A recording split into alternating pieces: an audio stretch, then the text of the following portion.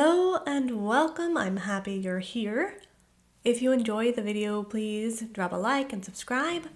YouTube will allow Lady Night Terror to be paid after 1,000 subscribers, so please help me reach that goal.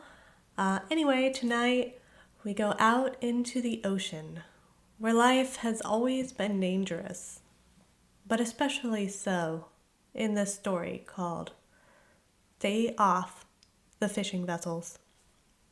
Let's get started. The first several boats that went missing didn't raise eyebrows. Fishing vessels sink. It's a risk that comes with the job. Add to this that the disappearances occurred all over the world and across different companies, and even fewer people paid attention. No one connected the lost vessels. Worse still, the boat sunk far from land. Fishermen from Alaska to Thailand understand that these days they need to venture further out to sea compared to years past if they want to capture the big fish. And when they're far from shore, 20, 50, 100 miles out, communication with land can be spotty. Rural Alaska. Summer in Alaska meant two things for Andrew: money and salmon. At only 24, he had been coming up to this out-of-the-way town for 3 years. He made more money trapping salmon for a few months out of the year than he made the entire rest of the year as a line cook back in Florida. Still, fishing is harder and more dangerous than cooking. With cooking, you could accidentally burn yourself on the oven or cut yourself chopping vegetables. Fishing, too, has its annoying injuries, like when the line cuts into your fingers. But unlike work in the restaurant, fishing includes elements that can be life-threatening, like the risk of falling into the sea when none of your fishing buddies are paying attention, or a wave pushing you off during a storm. Worse still for poor Andrew, he did not fish in a regular boat. He fished in a skiff, which meant that the sides of the boat only came up to about mid-thigh, if you're 6'2" like Andrew. Why the sides of the boat are so short, Andrew has no idea. Maybe it was to save on building material costs. One day in mid-July, as the late afternoon Alaskan summer sun remained high in the sky like it was noon, Andrew was only a few miles out from shore. He was enjoying the smell of the salty air and the cool ocean breeze. As he stared out across the vast expanse of water, he thought he saw something unusual in its depths, like a large fin. Granted, he saw fins in the water all the time, but they averaged only about 3 feet long at the largest, while most were much smaller. This one was long and dark green, unlike the silver of the salmon. Still, he couldn't trust his eyes since he'd been getting so little sleep.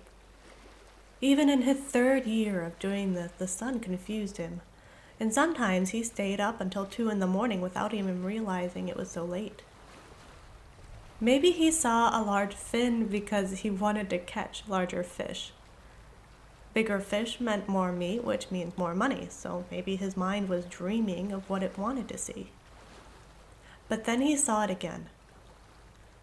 He leaned forward and placed his hands on the edge of the boat, careful to keep a good grip on the wet surface.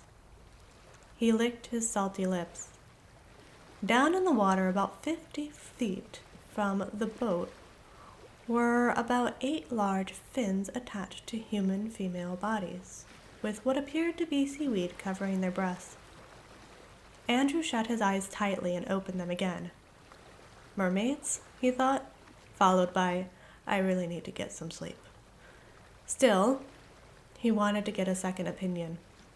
James, Andrew called, turning his head around but keeping his hands tight on the edge of the boat. What? Shouted James back from the starboard side.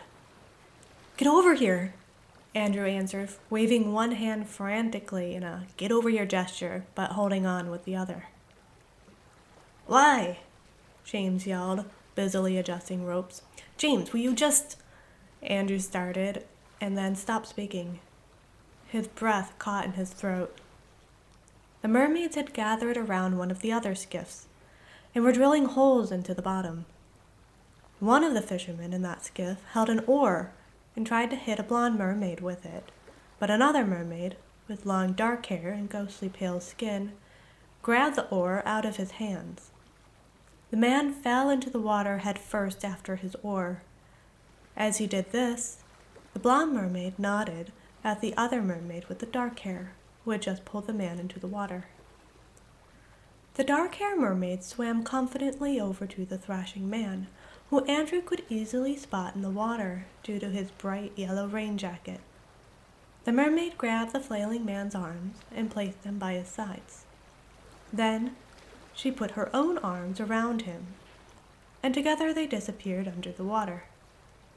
A few seconds later, all appeared calm on the water's surface, with the exception that the other mermaids continued drilling holes into the skiff. The only other passenger on that skiff stared over at Andrew and James, blinking and flinching any time the mermaids moved the vessel or made a noise. We can't help him. Let's get out of here, said James quickly, and pushed away from the side of the boat. Andrew hadn't even realized that James had made it over to the port side, so engrossed was he watching the mermaids. Andrew turned around, ready to help James get the skiff moving, but just as he did, something bumped the side of the boat, hard. He tried to grab something, anything to stay out of the water, but he only felt air. As his back hit the perpetually cold ocean water, he gasped involuntarily. His head went under and then popped up. He coughed and choked. All around him were beautiful yet terrifying women. He saw the blonde mermaid nod to the dark-haired mermaid who moved towards him. Remembering what happened just a minute before, he splashed and attempted to swim away. But how could he go faster than these creatures born to swim? As the dark-haired woman put her arms around him, pinning his own to his sides, she made a shh, shh sound as if to comfort him. He gained control of his voice and shouted, Why? Why do this?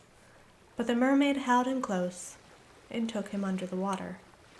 She hugged him and put her lips to his ear. She whispered, Because you don't leave enough to share. You're taking all of our fish. And she shrugged. She rubbed his back, slowly like a mother comforting a child, until all the air escaped Andrew's lungs. And when his heart stopped beating, she let him go and swam back to the surface. I hope you liked that story. Once again, if you did, hit the like button and subscribe. There is also many more videos to check out, so I recommend clicking on the one you see on the screen now.